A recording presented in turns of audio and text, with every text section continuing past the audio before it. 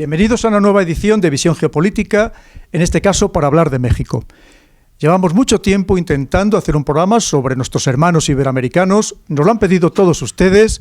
Ha sido una reivindicación constante que parecía que habíamos olvidado a esa parte del mundo y desde luego no la habíamos olvidado porque, como digo, para nosotros son países muy queridos con los que compartimos historia, cultura, tradiciones, lengua y hasta religión.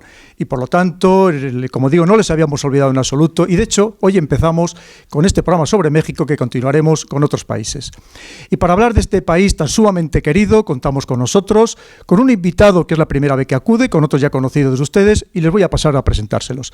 Empezaríamos por José San Martín, profesor de la Universidad de Alicante, pero sobre todo un grandísimo experto en análisis de inteligencia, en seguridad internacional y también en blanqueo de capitales. José, bienvenido. Muy amable. Continuamos con el general de brigada, Marín Bello Crespo, ya el conocido de ustedes. Como les dije en un programa anterior, cuando yo era cadete, a él ya le conocía como una persona de reconocido prestigio en España, precisamente sobre los temas de geopolítica, de geoestrategia, una persona absolutamente solvente y que también nos dará muchísima luz sobre este país, como digo, tan querido que es México. Mi general, bienvenido. Muchas gracias. Continuamos con Jessica Cohen, esta chica tan sumamente joven, pero que, como también les decía en un programa anterior, es uno de los referentes ya en España sobre el análisis de inteligencia, análisis de seguridad internacional, y es un grandísimo prestigio y un grandísimo honor que hoy nos acompañe en este programa. Jessica, bienvenida. Finalmente, pero no menos importante, tenemos a José María Blanco. El José María es el director, nada más y nada menos, que del Centro de Análisis y Prospectiva de la Guardia Civil, es decir, un sitio muy importante, serio, solvente, riguroso y por lo tanto también nos va a aportar muchísima luz a lo largo de este programa. José María, bienvenido. Un placer. Pues comenzamos ya con la primera pregunta que le voy a lanzar a José. José, parece mentira que un país tan rico, absolutamente en todo, con casi 120 millones de habitantes, 4 veces España, 12.000 kilómetros de costa, con naturaleza exuberante, variada, rico en agricultura, en minería, en agropecuaria, absolutamente en todo, y por supuesto en recursos energéticos. ¿Cómo puede vivir, en cierto sentido, en el pequeño caos en que se encuentra, o por lo menos que nos llega a nosotros que viven ese caos? ¿Qué sucede en este país exactamente, José? México es un continente en sí mismo. México abarca todo. Y esa es su historia, desde el siglo XIX en que se constituyó como Estado-nación. Hay que tener presente que México, como tal, ha tenido épocas de enorme desarrollo, siendo una potencia más avanzada que España y que otros países de Europa, por ejemplo, durante largas décadas. Y México ha tenido recaídas, como también le ha ocurrido a muchos otros países. El problema actual está bastante concentrado en unos territorios muy determinados. El resto del país sigue funcionando francamente bien, en líneas generales, pero están generando unas, digamos, desuniones y unos problemas masivos que están afectando por general incluso la moral cívica. La incapacidad que ha demostrado una parte de los poderes públicos para combatir la criminalidad organizada ha derivado en fenómenos de paraterrorismo. Y este es una de las cosas fundamentales del desmoronamiento de la moral pública, en el sentido fundamental del término. O sea, tenemos policías que están desmotivados, tenemos militares que están desmotivados. ¿Por qué? Porque no ven ejemplaridad moral en aquellos mandos que debieran dirigir el país, tanto en la política como en sus propios estamentos. El resultado es el previsible, hundimiento moral. Y a partir de ahí viene todo lo demás. Pero en tanto no se restaure la moralidad pública en México, siguiendo parámetros weberianos, dicho claramente, el problema no se resolverá. No se va a resolver con dinero, no se va a resolver con más inversiones, se tiene que resolver con buenos y eficientes servidores públicos que den ejemplo y que sean honrados, en su vida privada y en su vida profesional. Entonces, por lo que nos cuenta José, Jessica da la impresión de que el principal problema pudiera ser la corrupción. Corrupción no solamente en los estamentos, a lo mejor policiales, o en la burocracia, sino incluso en el estamento político, que debería ser el que debería dar el mayor de los ejemplos a la ciudadanía. ¿Coincide usted con esa opinión, Jessica? Sin duda es un problema flagrante en México, ¿no? Se acaba de publicar a principios de año otra vez el barómetro de corrupción e índice de paz también de México. México a nivel de corrupción, dentro del listado de 183 países creo que está en torno al 60 y pico puesto, en un nivel muy alto de corrupción, pero si nos fijamos en países solo de OCDE está en el último puesto. Eso en términos generales puede quedar muy abstracto, pero si nos fijamos en México, en la estructura que tiene, tenemos que entender que si bien en muchas naciones tenemos corrupción, ¿no? Y siempre tenemos que hablar de nuestra primera, en México es algo generalizado en todas las instituciones. ¿Qué quiere decir esto? Policiales, obviamente, militares, obviamente. Un policía en México cobra menos de la mitad de un sueldo de, por ejemplo, una persona de seguridad privada, ¿no? Ya ahí tiene mucho que ver con el tema de la cultura, la formación, esa moralidad que se les pide, esas exigencias que tienen para entrar en el cuerpo. A nivel de instituciones públicas, gubernamentales, son esferas totalmente corrompidas.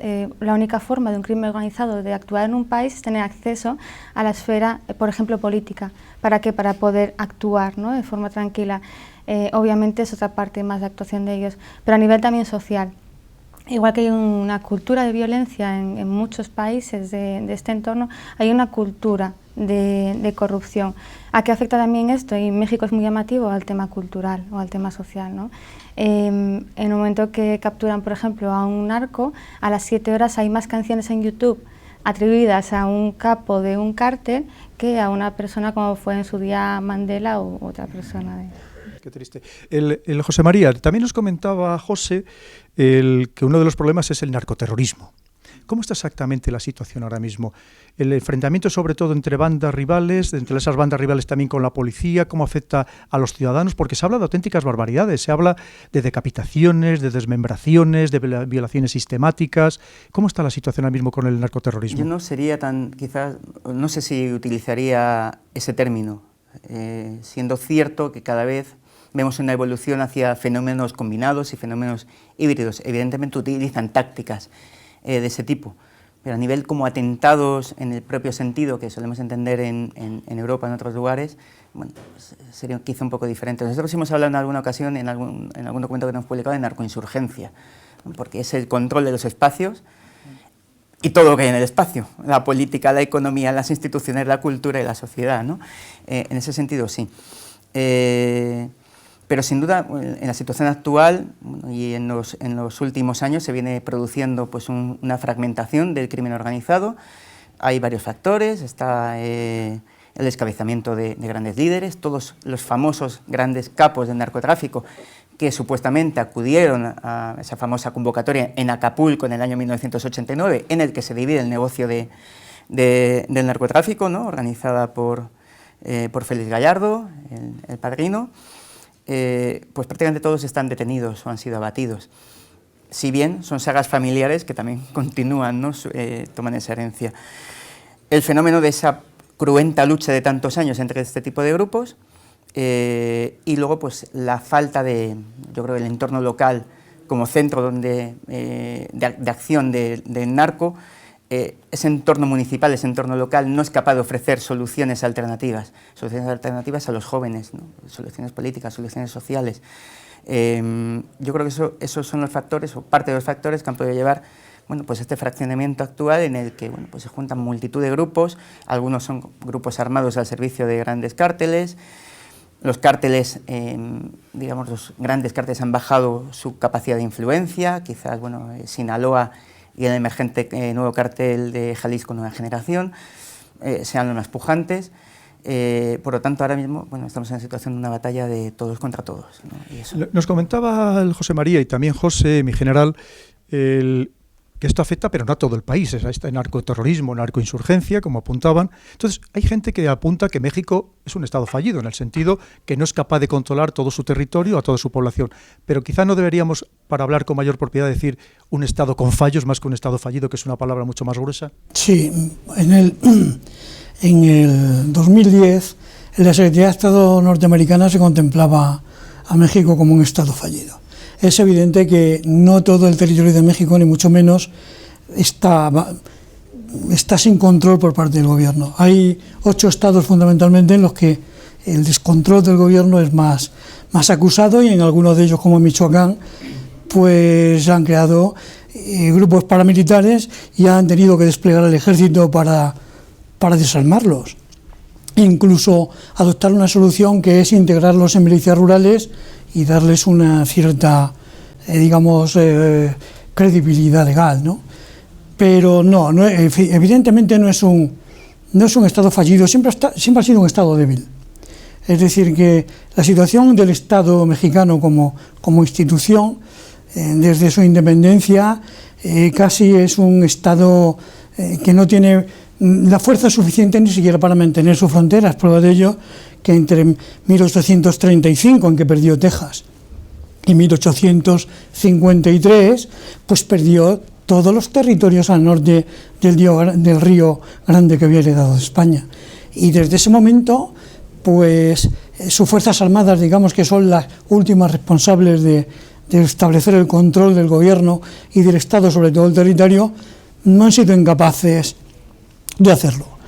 Pasó con la Revolución, y aunque los militares en México han tenido muchísima importancia, los líderes militares, Cárdenas, Porfirio Díaz, Plutarco Elías Calles, Santana, pero el ejército mexicano como tal ha sido más un problema que, digamos, la solución a los problemas de control del Estado.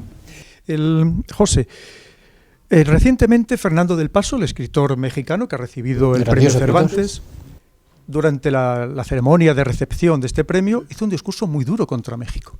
Decía que la situación está empeorando, la situación de desigualdades sociales, de corrupción, de miseria, que los políticos no hacen nada. ¿Fue un discurso excesivamente de carga política o describe la realidad de que México es incapaz de avanzar por sí mismo, de solucionar sus propios problemas? Del Paso es un grandioso escritor, un hombre admirable y de una obra que tiene una pulcritud en lengua castellana comparable a los mejores escritores del Siglo de Oro. Noticias del Imperio sigue siendo algo único en el mundo, y cuando él no esté entre nosotros, que Dios quiera que viva muchísimos años más, pues seguirá perdurando en la memoria por esa gran obra.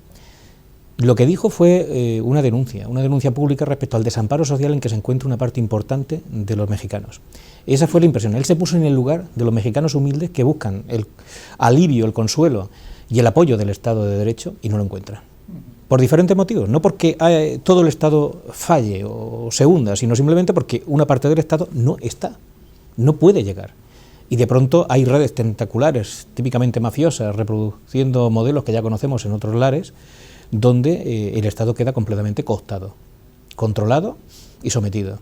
Eso es lo que le está protestando. Y ahí se generan, evidentemente, fenómenos de brutal desigualdad. Aunque parezca insólito, durante la etapa del PRI, del poder monolítico, omnímodo del PRI, había menos desigualdad que ahora. Precisamente, Jessica, se estima que prácticamente el 50% de la población mexicana vive por debajo del umbral de pobreza, que se dice pronto, y de ellos un 15% en extrema pobreza. Efectivamente, esto es un poco la consecuencia de todo lo que estamos hablando, pero lo que llama la atención es que no había habido movimientos insurgentes más importantes, precisamente al amparo o justificándose en esta desigualdad, que no haya habido movimientos, llama muchísimo la atención. ¿Por qué no los ha habido? ¿Este es un pueblo adormecido? ¿Es un pueblo tranquilo? ¿Es un pueblo pacífico? ¿Cuál es exactamente la idiosincrasia de este pueblo mexicano? En la línea que comentaba José, que yo también creo que ha sido una denuncia social, no la exposición del autor, no tanto no es que no haya movimientos, porque por ejemplo los movimientos indígenas mexicanos, que son los que son capaces de incluso expulsar megaproyectos de muchos millones de dólares y también de intereses políticos de varios estados del territorio, tienen una capacidad de movilización muy amplia y están continuamente desde, por ejemplo, el secuestro y desaparición de los hijos de Ayotzinapa, que le llaman, que fue de las últimas movilizaciones que se sigue repitiendo todos los 26 de cada mes, están continuamente en movilización. Tampoco es algo, por ejemplo, que quizá España nos lleva tan continuamente. La diferencia que creo que puede haber detrás de la existencia o no de movilizaciones, que sí las hay y muy continuas, a un levantamiento, por decirlo de alguna forma, es que es gente que vive amenazada.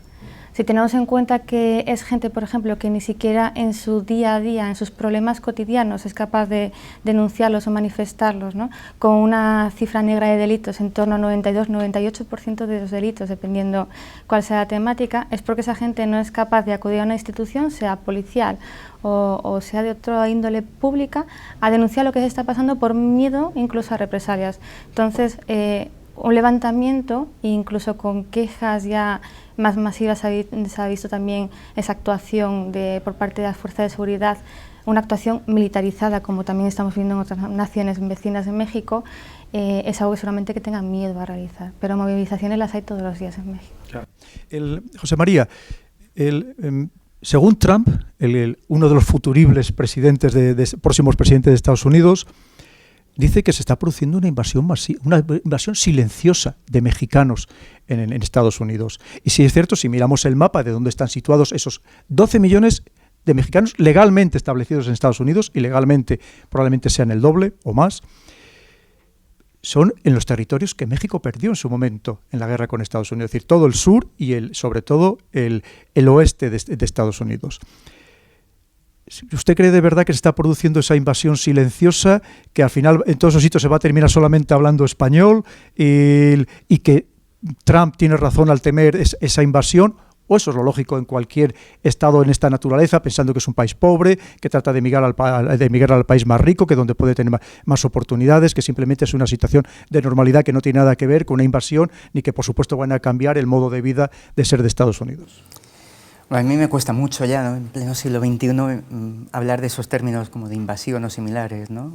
Llevamos no sé cuántas décadas hablando de una aldea global, pero la aldea global es mientras todo vaya muy bien, ¿no? Cuando las cosas no van bien, la aldea global no, vete tú a tu pueblo y yo me quedo en el mío, ¿no? Eso lo estamos viendo en todo el mundo. Evidentemente esos flujos, en muchos casos marcados, flujos sur-norte, son constantes a lo largo de la historia y en un montón de zonas geográficas del planeta.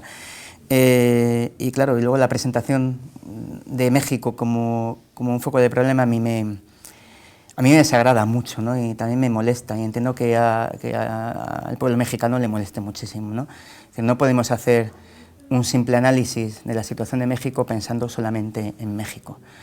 Y evidentemente en la situación actual de México hay muchas circunstancias que tienen que ver con Estados Unidos, con las políticas que ha seguido Estados Unidos en el tema de drogas en América Central y Sudamérica.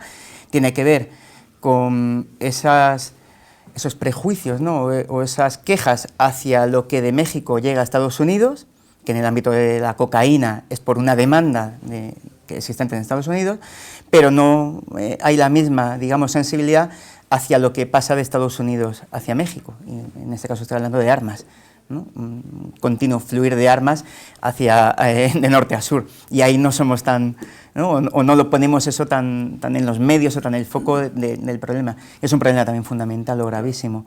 Entonces, bueno, pues el tema de los flujos, evidentemente, pues es un problema en el que estamos ahora mismo, yo creo que en todo el mundo, y mientras perduren, y yo creo que es donde hay el gran problema que tenemos presente y en los próximos años, los conflictos serán un potenciador de todas las demás amenazas que contemplamos habitualmente en estas estrategias de seguridad nacional que elaboramos.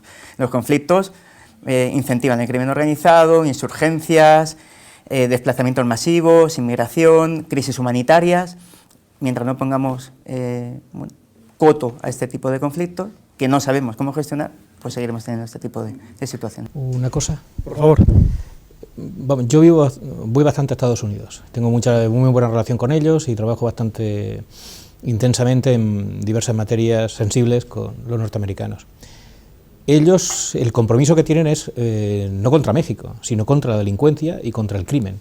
Y lo que les preocupa abiertamente es que México se pueda convertir en una bomba que reviente y que acabe arrasando lo que queda de Estado de Derecho, que es mucho todavía, aunque parezca lo contrario desde aquí, y que eso acabe convirtiendo a México por lo menos que en un reino de taifas o una sucesión de reinos de taifas donde prácticamente no haya ningún tipo de autoridad que pueda vertebrar un país que se llame como tal. A partir de ahí el gobierno norteamericano está invirtiendo muchísimo dinero para ayudar a las fuerzas policiales, pero sobre todo a unos segmentos muy determinados, los no corrompidos. ¿Qué ocurre? Ese dinero está yendo a formación, preparación, alta cualificación, etcétera, etcétera, está yendo a quien debe ir, ¿no? Quien no recibe ese dinero queda señalado. Eso se hizo también con el Plan Colombia y funcionó francamente bien. La Colombia de antes de Uribe y la Colombia con Uribe son dos mundos. Se diga lo que se diga y se piense lo que se piense políticamente. Y eso es lo que está intentando aplicar el gobierno norteamericano actual.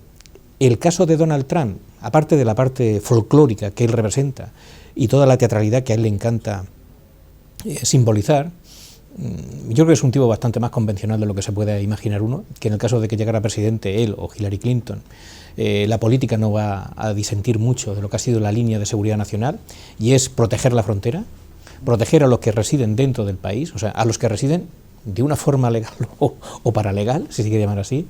La inmensa mayoría de mexicanos que viven en Estados Unidos, eso está muy estudiado, se sienten solidarios con Estados Unidos y de hecho no quieren volver a México en la mayor parte de casos, porque para ellos Estados Unidos es el pan de cada día, la tranquilidad, la seguridad y el futuro de sus hijos. Tienen todo lo que no pudieron tener en su país de origen. Su objetivo no es la sedición, ni mucho menos la integración de una parte del territorio norteamericano dentro de, lo cual es una quimera, eso ni con el telegrama Zimmermann de la Primera Guerra Mundial fue creíble, ni hay que volver ahora al Tratado de Guadalupe Hidalgo, es absurdo y es una cosa totalmente pretenciosa. Pero lo que sí que pretenden ellos, su objetivo es convivir e integrarse. Y yo voy a ser un poco malicioso con usted, si me lo permite, Jessica. Usted ha hecho una loa a Estados Unidos, a la labor de Estados Unidos. Estados Unidos es cierto que controla esos 3.000, algo más de 3.000 kilómetros de frontera que tiene con México, de un modo muy estricto para impedir esa inmigración ilegal. ¿Por qué no hace lo mismo con el tráfico de armas, de esas más de 25.000 armas que llegan todos los años procedentes de Estados Unidos y que entran en México? ¿Por qué no hace ese mismo esfuerzo si de verdad tiene esa preocupación por la seguridad, que esos estados próximos a la frontera mexicanos no se destabilicen lo suficiente como para perjudicarles a ellos? Muy simple, por el mismo motivo que no puede controlar toda la inmigración ilegal. Siguen entrando cada año inmigrantes ilegales, no solo de México, sino de muy diferentes países, y siguen saliendo de Estados Unidos armas de forma ilegal por muy diferentes conductos, generalmente a través de mafias y de sistemas mafiosos y redes casi conventuales que permiten las ramificaciones de las armas. O sea, eso no es una política del gobierno de Washington, eso va contra la política del gobierno de Washington y por supuesto contra el ejército de Estados Unidos, y no digamos ya que se siente muy amenazado con ese tráfico de armas, y no digamos ya todo lo que son los sistemas de seguridad propios, FBI, CIA y las otras, bueno, múltiples agencias. Sí, el número podríamos discutirlo, eso daría para otro programa. Sí. Jessica, ¿usted quería apuntar algo? Sí, bueno, en respuesta iba a utilizar también el argumento de las armas, no en respuesta obviamente al PP, sino por las acciones puras de Estados Unidos, ¿no? Sin quitar la intención de que Estados Unidos obviamente quiera evitar problemas que todos nos preocupa, o tenemos naciones quizá con ápices de inestabilidad, aunque no sean de todo inestables cerca, el tener más o menos controlado el terreno. Creo que habría que poner sobre la mesa también muchas variables, ¿no? A Estados Unidos, por ejemplo, siempre se ha preocupado de, bueno, siempre desde los 80, de desplegar agentes de la DEA en territorios como Colombia de producción o México de paso de droga, cuando no reconocía un consumo de droga interno. Eso ya es atajar la mitad del problema de puertas afuera, ¿no? O, por ejemplo, por no coger el mismo argumento de las armas, que es de vital importancia porque Latinoamérica está, bueno, infectada de arriba abajo de armas. Por ejemplo, ahora mismo los cárteles mexicanos y las bandas de menor tamaño han llegado a movilizar más barriles de petróleo al año que la propia Pemex, que es la petrolera más importante de México. Los únicos juicios donde se ha conseguido demostrar que se vende petróleo movido por estos cárteles es en el sur de Estados Unidos. O sea, también pasa no solo el tráfico de drogas, sino otros tráficos ilícitos. Entran perfectamente en Estados Unidos. No quiero decir que no sea sencillo pararlos, ¿no? Pero las políticas no se pueden emplear de puertas afuera.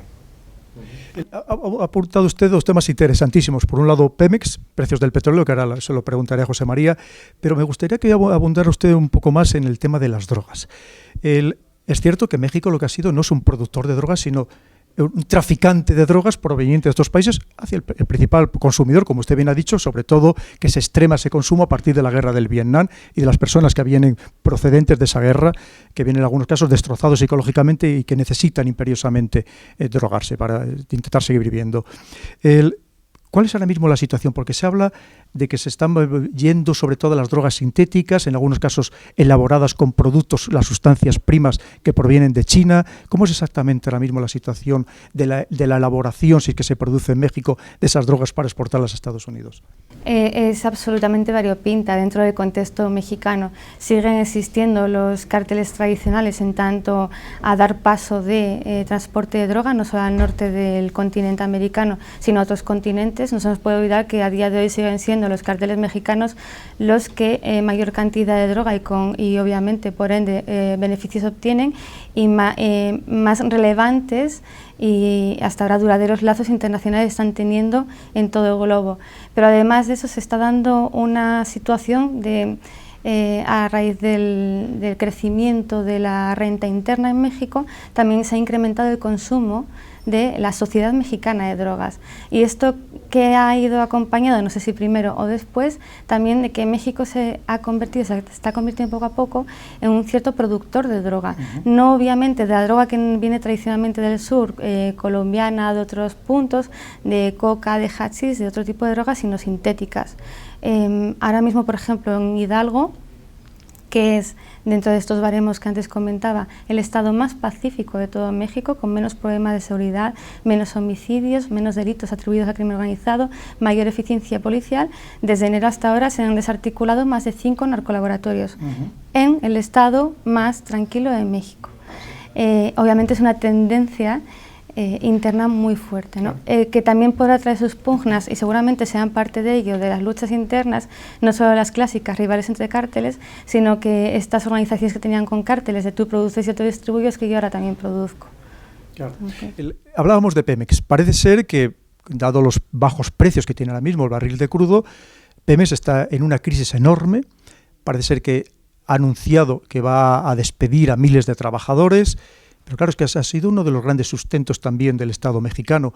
¿Esto no puede colaborar todavía a empeorar ya la situación del país y que todavía haya más movimientos sociales, que todavía se aproveche por estos grupos criminales que mueven tantísimos miles de millones de dólares para intentar hacer con el control de nuevos estados? Pensamos de esos 31 estados más la capital federal. ¿Cómo está la situación ahora mismo con el tema del petróleo? Bueno, por supuesto que influye. Es decir, cualquier situación o cualquier conflicto vinculado a la seguridad tiene sus aspectos políticos, sociales y económicos. Los económicos son de primer nivel, y más cuando estamos hablando de crimen organizado, y además objetivo es también el económico, ¿no? La situación yo creo que es insostenible. Creo que este fin de semana se publicaban, ¿no?, hace una semana, datos de Pemex de pérdidas del año pasado. Si no estoy equivocado, 32.000 millones de dólares de pérdidas. Eso es insostenible, evidentemente, ¿no? Peña Nieto inició un proceso de liberalización del sector energético muy importante, que ha ido funcionando en las distintas licitaciones que se han producido de manera diferente, pero sin duda todos los países grandes productores de petróleo están afectados enormemente por la situación actual. Pero luego además también está la propia confluencia del narcotráfico, que casi lo deberíamos dejar de llamar narcotráfico porque son multinacionales del crimen, en el propio sector energético, ¿no? Las alertas advierten de esa posible infiltración, evidentemente, del crimen organizado en la economía legal. Procesos que se producen en todo el mundo, y el sector energético es uno de los sectores, igual que los transportes, igual que el sector inmobiliario, el energético es uno también clave, ¿no? Al margen del continuo menudeo de asaltos a ductos, lo que llaman la ordeña, de pinchar un ducto y extraer gas. Entonces, evidentemente, energía, crimen organizado, hay una vinculación. Mi general, usted hablaba antes de las Fuerzas Armadas, pero en realidad más que Fuerzas Armadas no deberíamos llamarle fuerzas de seguridad, porque teniendo en cuenta que tampoco tienen enemigos estratégicos, y más vale que no lo tenga, porque el otro es Estados Unidos, lo que se dedican básicamente es al apoyo, al control de la seguridad, y además parece ser que lo hacen con mayor solvencia.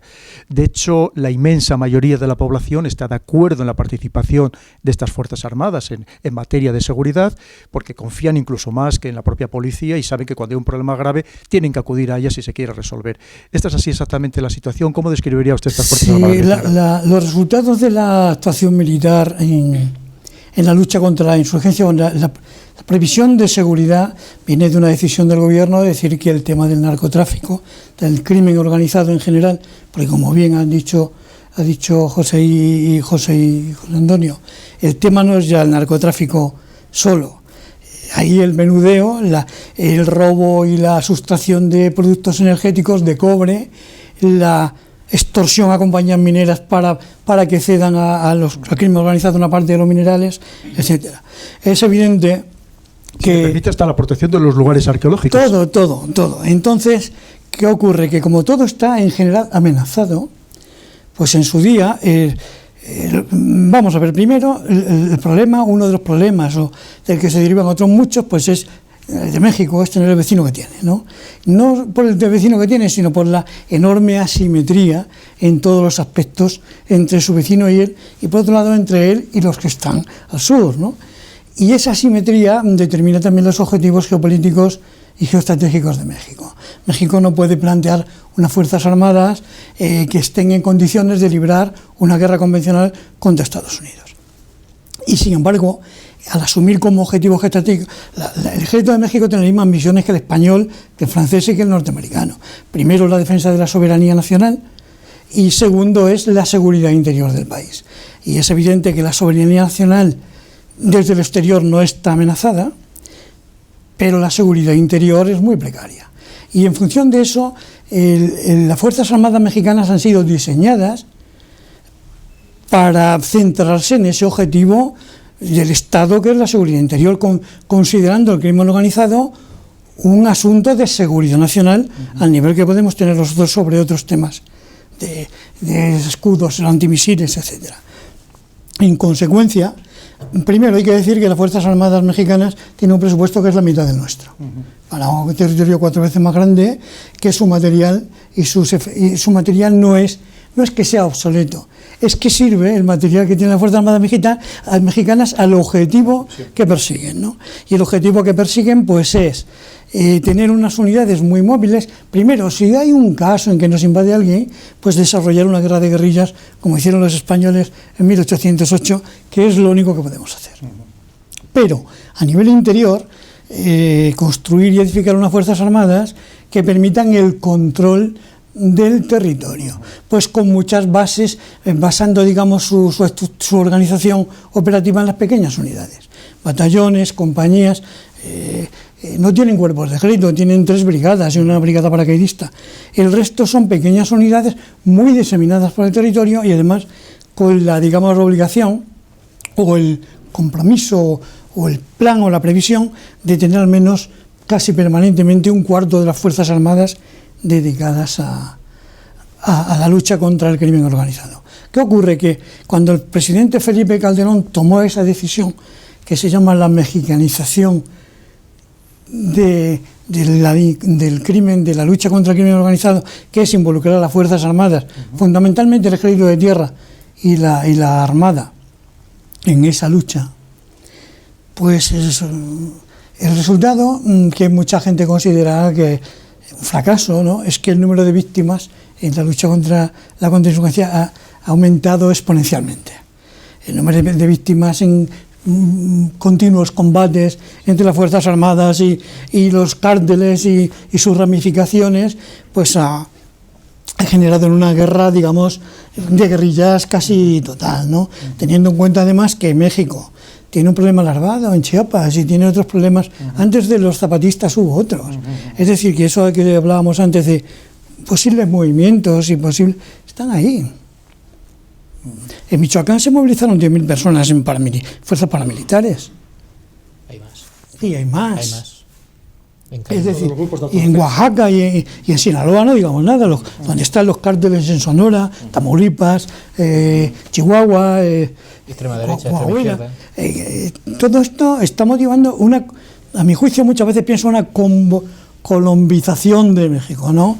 De que tú tengas un ejército preparado como el colombiano para una lucha contra insurgencia, con unos grupos insurgentes primero enlarvados y otros que están ahí sobre el terreno con la misma tecnología que el ejército mexicano, que tiene que ir pensando ya en artillería de mediano o de gran calibre y pensando en misiles antiaéreos, porque con lo que tiene las panas que teníamos en el Sáhara Occidental y con lo que tiene, pues no llega al nivel que está alcanzando de operatividad y de efectividad tanto el crimen organizado, que está dando lugar a que la gente no vea que el ejército, que está hiperorganizado y que es hiperpoderoso, hiperorganizado, y entonces que está adquiriendo unas tecnologías que rebasan los 6.000 y pico millones de dólares de presupuesto que tienen las Fuerzas Armadas de México. O sea que ahí tenemos un grave problema. Pues sí. Le voy a preguntar a José María. Hay quien cree que existe una guerra larvada en México entre servicios de inteligencia. decir, los servicios de inteligencia estadounidenses y los rusos. Curiosamente, se dice que la base más importante que tiene el FSB, el Servicio de Inteligencia ruso, la tiene casualmente o no casualmente en México. Evidentemente, es la proximidad a Estados Unidos, su gran adversario, para intentar obtener esa información. ¿Y eso es así exactamente, José María? ¿Existe allí esa guerra entre servicios de inteligencia? Porque, entre otras cosas, es verdad que uno de los principales problemas geopolíticos o amenazas geopolíticas que tiene Estados Unidos es que Rusia llegara a establecer una base o un cierto control sobre el país allí en México. Yo en ese sentido no tengo información concreta o clara, ¿no?, de lo que puede hacer servicios de inteligencia. Han surgido en los últimos años noticias puntuales, detalles concretos, ¿no?, de posibles vinculaciones, ¿no? Pero no tengo una información concreta. ¿Puedo? Pues ahora, por favor, usted también como experto en inteligencia. Yo creo que el factor clave que va a generar estabilidad e inestabilidad en las próximas 2 décadas es China. Rusia y Estados Unidos más o menos son viejos enemigos que se conocen y de alguna manera respetan las normas, más o menos. En todo hay límites y extralimitaciones. En el caso de México, el CISEN y otros organismos de seguridad e inteligencia en el país han jugado varias cartas al objeto de conseguir el máximo, o sea, la vieja táctica de coquetear, ¿no? Bueno, están en su perfecto derecho y es muy legítimo, pero la alianza con Estados Unidos es inquebrantable. Ellos son perfectamente conscientes de que, digamos, la carta rusa es estacional y la de Estados Unidos es para toda la vida. Eso de entrada, y lo tienen muy claro. Y voy a dar 2 datos. Hay una emigración, entre comillas, no, es una forma de hablar, de mandos operativos de seguridad e inteligencia de países como Colombia, en mayor medida, a México, y de Israel también. Son profesionales, los de Israel básicamente son contratados para un tiempo determinado, unas condiciones muy concretas para entrenar, preparar a unidades de élite, que se espera que dentro de X tiempo, poco, cuestión de 1 año aproximadamente, estén ya las primeras preparadas y listas para tomar las riendas de la seguridad del país gradualmente. Llevará el proceso por lo menos 4 o 5 años. Y esa ha sido una decisión personal que ya tomó en su momento el presidente anterior, Calderón, y que el actual, Nieto, ha refrendado, con la mayor cautela y con la mayor prudencia, como debe ser. Tengo amigos míos, amigos de toda la vida, colombianos, por ejemplo, que han trabajado activamente en la lucha contra el terrorismo en Colombia y que ahora están en México, dirigiendo operativos y entrenando y formando, en formato de empresa privada y en formato de empresa pública, llámese como se quiera. Se está generando una duplicidad de lo que fue la fórmula exitosa en Colombia para combatir la locura terrorista, porque solo se la puede llamar de esa manera, y eso se está reproduciendo en México. También es verdad una cosa, el caso mexicano es muy diferente al colombiano, y hay que adaptarlo y hay que metabolizarlo. Y en México hay un potencial humano de altísimo nivel, de muy buena calidad, entre sobre todo el ejército. La unidad de Marina es extraordinaria, eso hay que decirlo claramente. Las unidades de inteligencia militar son altamente cualificadas y gente muy competente, y no digamos ya lo que es el servicio de inteligencia convencional, pero eso tiene que ser, digamos, puesto en marcha por aquellos grandes operadores. Y la colaboración colombiana viene por la vía de Estados Unidos. Hay quien cree, sobre todo los que tienen un punto de vista muy antiimperio, hay quien cree que eso, como dice usted, esa simbiosis entre los políticos mexicanos y Estados Unidos, en realidad se trata de una gran dependencia, cuando no incluso de cierta corrupción. Es decir, que en cierto modo es Estados Unidos el que impide a México el desarrollarse en mayor medida, pensando que puede ser un gran competidor. Es decir, le interesa a un país, hay quien cree que le interesa a un país relativamente estable, pero no absolutamente estable y con gran capacidad de desarrollo, porque de momento le compensa más. ¿Usted cree que eso es una teoría absolutamente Eso es una leyenda urbana que lleva medio siglo circulando y que no tiene ninguna demostración empírica? Que me den una prueba. Vamos a ver, ahí está el GATT, ahí está el Acuerdo de Comercio Internacional. Todo eso es propaganda política, bastante infantil y ayuna de cualquier idea intelectual. Pero es un tipo de mentalidad infantiloide, pues, que circula y que tiene éxito porque no requiere mayor pensamiento. Pero no hay ninguna prueba. No hay ningún dato, todo lo contrario. A Estados Unidos lo que le interesa es un país de clase media, estable, próspero, que funcione bien y que no haya ningún tipo de delito allí dentro. Porque todo lo que está en México, mal, salpica peor a Estados Unidos. Hablamos otra vez de los grupos narcotraficantes o narcoinsurgentes. ¿Qué solución se podría encontrar? ¿O es difícil cuando se mueve tantísimos miles de millones que es capaz de corromper absolutamente a toda la administración, civil, militar, policial? ¿Cócmo se puede solucionar ese problema? Si la solución fuera fácil, ya alguien la habría tomado. Por lo tanto, no voy a solucionar esto en este momento. Aunque hemos encontrado a personas, ¿no?, en determinados ámbitos que han llegado a decir que era muy fácil solucionar la situación de México. Sí, algún profesor académico y demás. Pero bueno, si de verdad cogemos un poco lo que insinuaba José San Martín, de esa aplicación especializada hacia México de lo que fue el Plan Colombia, ¿no?, y ahora en la iniciativa Mérida, podríamos llegar a pensar quizás que estamos en la primera fase del proceso que pasó en Colombia, con todas las diferencias de países. Pero bueno, podría ser similar la parte de fragmentación ahora del crimen organizado, pérdida de poder de los grandes cárteles y bueno, lo que llama Uribe Bacrin, o se ha llamado cárteles boutique también, ¿no? Faltaría la segunda, que es la complicada, ¿no?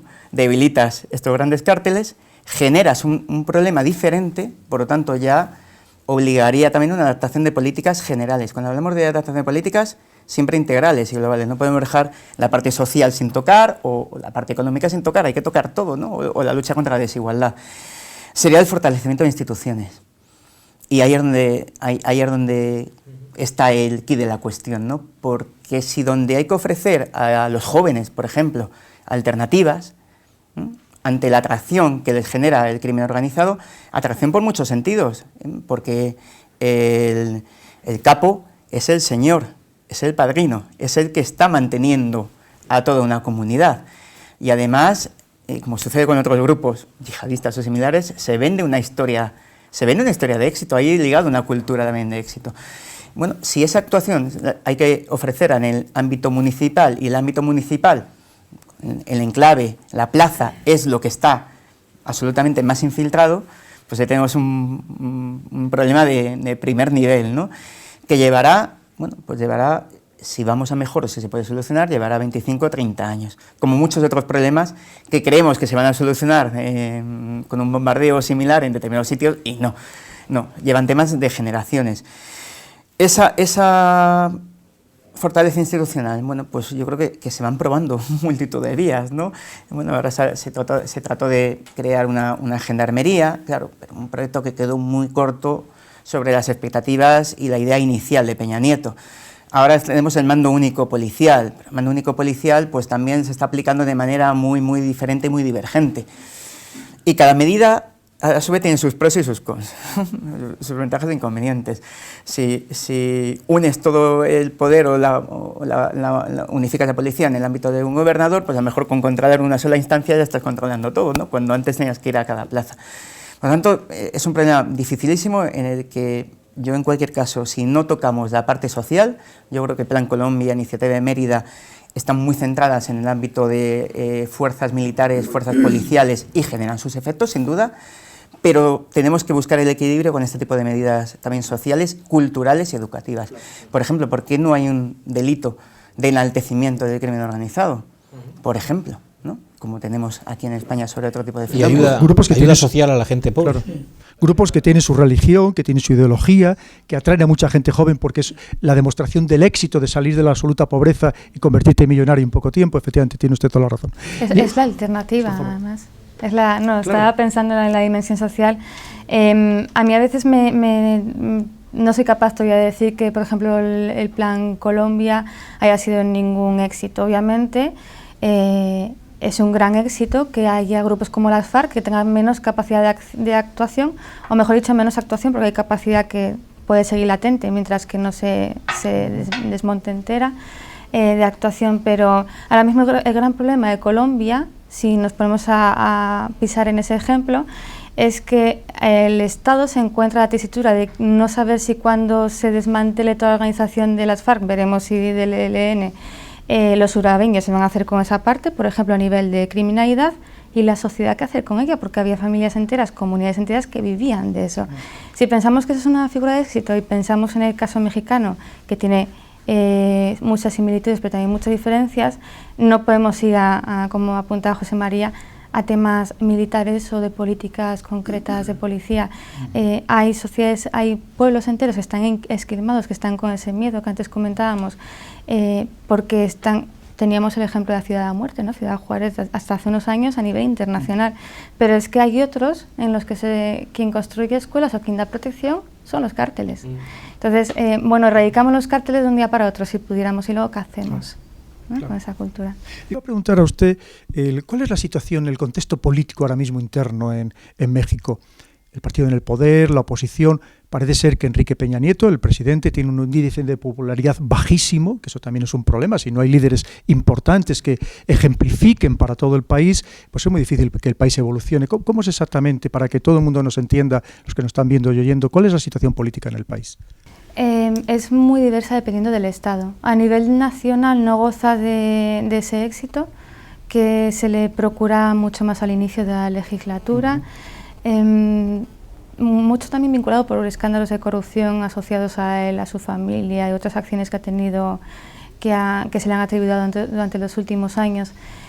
Por no plantar cara con la vigencia que dijo cuando iba a llegar al poder al tema de crimen organizado tampoco, ¿no? Lo comentaba también José María, acciones que han ido saliendo, que no se ha comprobado su eficiencia, que ha vuelto a sacar otras antes de ver cómo se acababan de aplicar estas, la última, la del mando único, ¿no? Acaba de haber elecciones, ahora tenemos el 5 de junio elecciones hasta el rango de gobernador en muchos de los estados de México. Está habiendo otra vez casi tantas muertes de alcaldes o de opositores a estos puestos como los que había antaño. La situación estable no es, bien por esa penetración del crimen organizado, bien porque tampoco se atribuye esa credibilidad a la política, ¿no?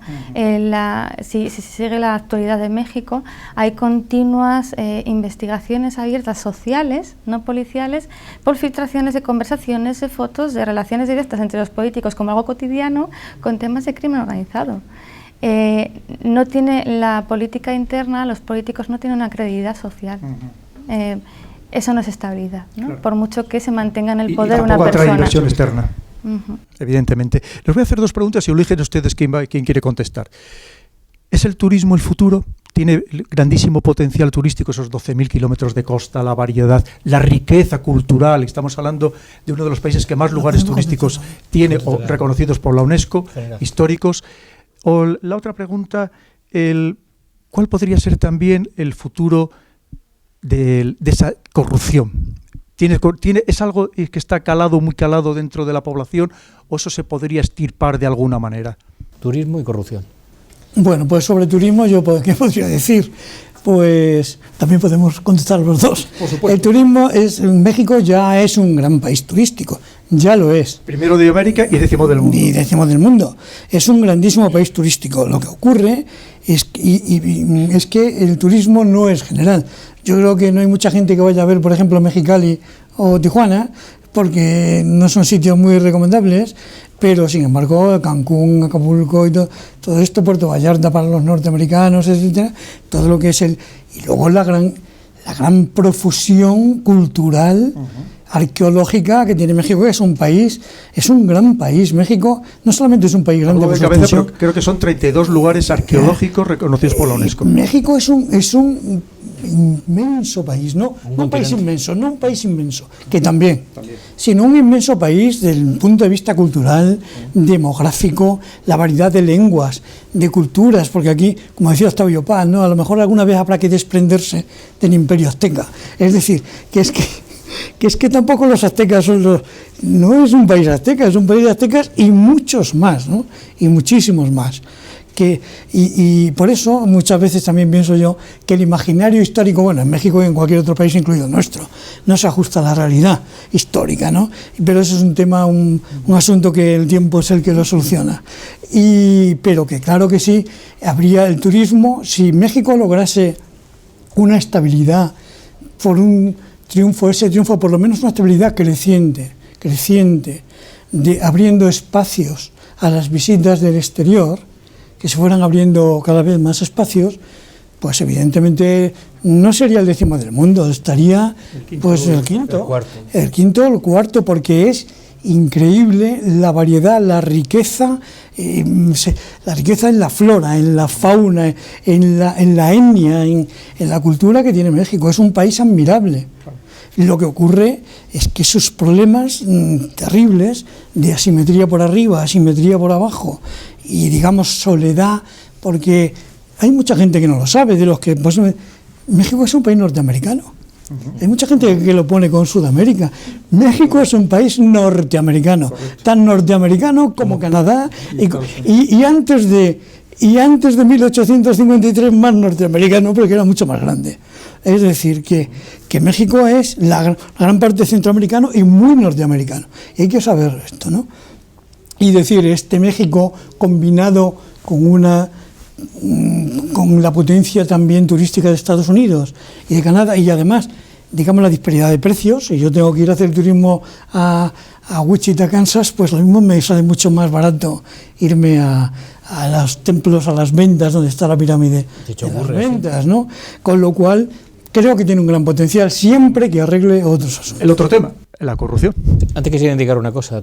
Tengo amigos viviendo en la frontera, a un lado y al otro, y por ejemplo, es muy típico allí, toda la cultura Tex-Mex es algo extraordinario de riqueza. Hay gente de todo Estados Unidos que va a visitar solo la comida, lo que es la lengua, porque es algo muy peculiar, y trabajan en México y duermen en Estados Unidos. Si me permite, abundando lo que usted decía, general, son riqueza étnica, riqueza lingüística, absolutamente. Entonces es un país realmente maravilloso. Corrupción. Y la corrupción, tengamos en cuenta una cosa fundamental. México ha tenido un Estado eficiente durante mucho tiempo de su historia, y un Estado que ha funcionado francamente bien en etapas brillantes de su historia. Y no digamos ya la administración pública, que ha sido una de las mejores de toda América, del norte y del sur, así de claro. ¿Dónde se rompió? ¿Qué fue lo que ocurrió? La política. La politización y el nombramiento a dedo. Eso fue lo que empezó a acabar con todo. Los puestos asignados libremente por libre disposición del poder político, primero empezaron a costar puestos políticos y luego al final ya puestos burocráticos y de administración pública. Y al cabo de 2 décadas, todo el proceso que el PRI había llevado a cabo de forma eficiente con Alemán en los años 40, por ejemplo, que fue un buen presidente por lo general, estabilizó el país y le dio una estructura muy sólida, pues en los años 60 era ya algo grave en cuanto a la corrupción, porque todos los nombramientos, una parte fundamental de ellos, se habían provisto de una forma esotérica. Esa falta de ejemplaridad dentro de la administración pública por parte de los políticos, que son los que matan a la administración pública, pues al final afecta gravemente a esa, obvio, sensación de desamparo social que trasciende al conjunto social. Y ahí es donde surge ya la primera revuelta de Tlatelolco en los años 60, de la cual Octavio Paz dejó unas páginas prodigiosamente bien escritas. El proceso no ha mejorado. Los partidos, cuando se produjo la democratización, la caída de la hegemonía del PRI y la llegada del PAN al gobierno, no supuso una mejora de salubridad pública, y el resultado ha sido el previsible. El PRD, el PAN y el PRI ya son vistos por una parte importante de la sociedad como 3 caras de un mismo triángulo, pero que no cambia nada. Si la gente no ve una esperanza de alternativa ética, no solo política, o sea, sino un cambio moral, la situación no se resuelve. Bueno, ahí hay ahora con las próximas elecciones, las de junio, que está Manuel Andrés López Obrador, que ha gobernado el Distrito Federal cuando era Distrito Federal, pues ya es un estado desde hace poco. Pero hay gente que teme que ese populismo que predica López Obrador sea una solución peor que la del tridente ese, que sea la misma cosa.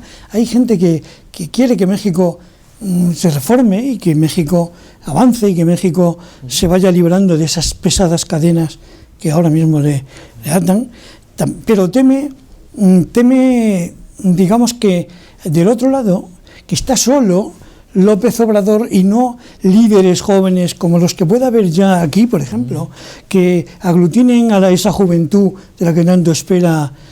Bueno, el otro día leía a Enrique Krause, el historiador, decir que la juventud mexicana de ahora, los que tienen entre 15 y 40, deben renunciar a la adolescencia. O sea, los adolescentes que renuncien y se pongan a construir México de otro modo. Ni el populismo de Obrador, ni el continuismo de los otros 3 partidos, ¿no? Desde López Portillo Desde el gobierno de López Portillo hasta ahora, de forma regular y continua, todos los mandatarios del país han abogado por una política de regeneración moral, renovación moral, en fin, cada uno le ha puesto un nombre que ha querido. Pero también los cárteles, muchos han surgido de acciones de autodefensa para quitar la corrupción. Por ejemplo. Lo que no podemos olvidar, y a mí es algo que me llama muchísimo la atención en particular, relacionado con el tema del turismo, ¿no? La capacidad de resiliencia de una nación como México, con universidades tan brutales como las que tiene, y obviamente hace que su gente sea muy culta. Y alto nivel universitario, gente muy preparada. Muy alto, de las mejores universidades que hay en instalaciones y en calidad de enseñanza. Yo soy una apasionada de México, así que soy muy poco objetiva en el tema ese. Y un turismo que, si ahora mismo la costa oeste se ha convertido en la parte más peligrosa del país, se va a la costa este, ¿no? Y se mantiene al alza, no como otros países, como pasa con Turquía o Egipto, otros que obviamente ha decaído, pese a que el problema de los cárteles lleva ya siglos existiendo. Aquí han hablado del populismo, y era una cosa que yo le iba a preguntar a usted, Jessica. Pero curiosamente no ha habido un partido verdaderamente populista, pensando con ese 50% de la población que vive por debajo del umbral de pobreza, esas grandes desigualdades sociales. ¿Cómo no ha surgido un verdadero populismo? ¿Hay alguna razón por la que no haya surgido un populismo, como están surgiendo en tantos lugares ahora mismo de Europa? Yo la razón que le veo que va a la línea de respuesta del tema de antes es que la sociedad mexicana percibe la política como una criminalidad organizada. No tienen un aliciente para dar una credibilidad a instituciones que se vayan a posicionar como políticas en el país. Da igual quién venga, estamos ahora, da igual el estado que sea, me viene a la cabeza Tamaulipas, por ejemplo. Cualquiera de los ponentes tiene el mismo calificativo por parte de la sociedad, que es un poco también lo que decía San Martín.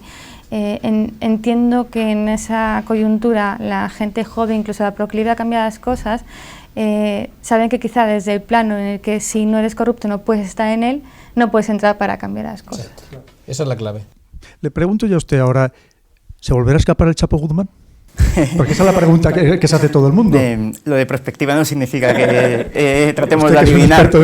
En la bola de cristal. Pero bueno, cuando se plantean escenarios futuros y cuando algo ya ha pasado 2 veces, pues nunca vamos a poder decir que no suceda.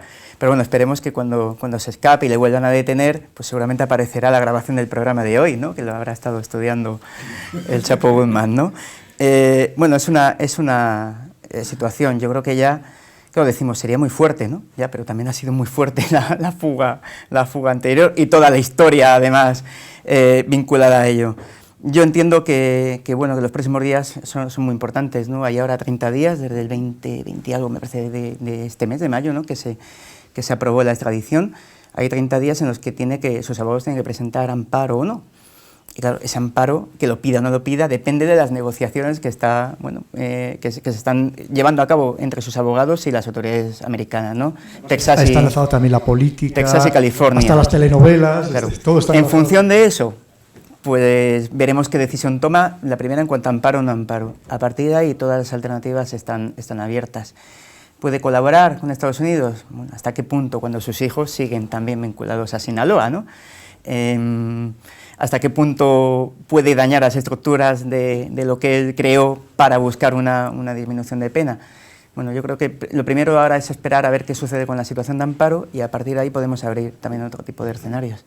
Le voy a preguntar ya la última pregunta antes de darles paso a que respondan ustedes a lo que quieran, un mensaje de futuro, de esperanza.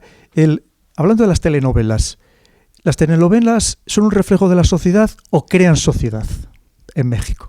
En mi caso yo soy alguien que no tiene ni televisión en casa, así que, pero últimamente, por temas además de ver qué similitud había precisamente con los temas reales, me ha dado por empezar a ver alguna. Me llama mucho la atención eso de que dicen que la realidad siempre supera la ficción y con creces, ¿no? Ves que hay partes de esa historia que a los que nos gusta el tema se reflejan perfectamente en las telenovelas, y ves que hay mucha parte de un día a día de México, de cualquier proyecto o situación que podamos conocer allí en cada uno de nuestros trabajos, que supera muchísimo lo que sale en las telenovelas. Trayendo además a colación una de las últimas películas, La Historia Perfecta, ¿no? que hay una segunda parte, creo que de ella, ese juego de corrupción política, sobre todo con crimen organizado y con medios de comunicación, es el día a día de México. Sí, es un fiel reflejo, por desgracia. Muy bien. Pues vamos a hacer la última pregunta. vamos, como hablábamos de este país, para nosotros tan sumamente querido por todos los españoles, vamos a intentar lanzar un mensaje de esperanza, un mensaje positivo. ¿Cuál sería el que usted lanzaría, José María? Pues, bueno, según algunos cálculos dicen la 12ª economía del mundo, nos iba a pasar a España, parece que no, que según los últimos datos del Fondo Monetario Internacional damos un pequeño empujón también a España, y México podría estar en el 15º. Es un país atractivo para la inversión, es en el índice, en el Doing Business Index del año 2015 está situado en el número 38 del mundo. Una diferencia significativa con un montón de países que son muy atractivos, pero en los que cuesta tener unas condiciones mínimas de seguridad jurídica o de seguridad económica a la hora de invertir. En México sí lo tienes. Por lo tanto, con una economía que funcione y con un esfuerzo para poder limpiar primero, que es lo más difícil, fortalecer instituciones no es tan difícil, si ya las tienes limpias, el problema es la limpieza de esas instituciones. Yo creo que el panorama de México puede ser favorable, pero unido a todo ese cambio y esas políticas sociales y culturales, ¿no? Y pensando en un plazo de 20-25 años. Jessica, ilusión, vamos a mandarles ilusión. Es una sociedad joven y rechaza sus tumores, que ahora mismo son varias esferas, ¿no? La criminal, la política.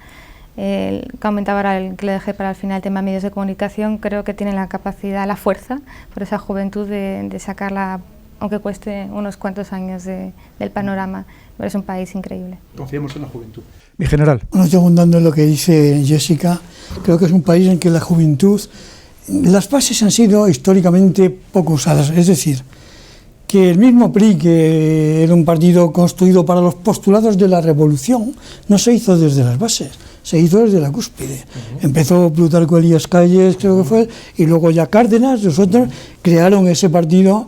La gran política, yo creo que en cierto modo ya se ha solucionado. Cuando hablamos de la transición española, decíamos que gobernaba Adolfo Suárez, luego gobernaría el Partido Socialista, y cuando volviera a gobernar otra vez, digamos, el centro-derecha, se habría consumado la... Pues en México ha habido un símil, que es 71 años de PRI, que ya son años, y de un imperio disfrazado de República Federal, con un emperador sexenal. Luego ha estado 12 años gobernando dos presidentes, Felipe Calderón y Vicente Fox antes. 12 años el PAN, y ahora se ha cerrado otra vez el ciclo con el PRI. La gran política, digamos que en ese aspecto está, ahora hay que oír a la pequeña política. ¿Dónde está la lucha? La lucha está en los municipios, están las políticas culturales municipales. He leído hace poco que en las elecciones del 5 de junio se va a concentrar la lucha entre los partidos en el poder municipal precisamente, porque los municipios son la base.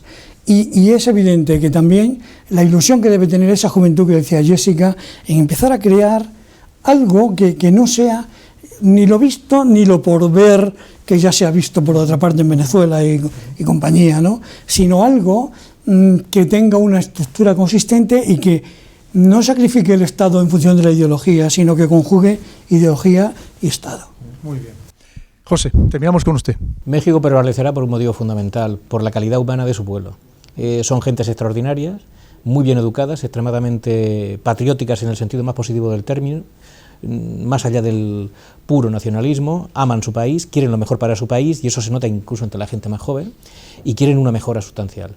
Tienen una claridad de ideas extraordinaria y son personas extremadamente inteligentes y cualificadas. Y eso se nota incluso con un niño con 12, 14 años hablando con él, yendo a casa de los padres.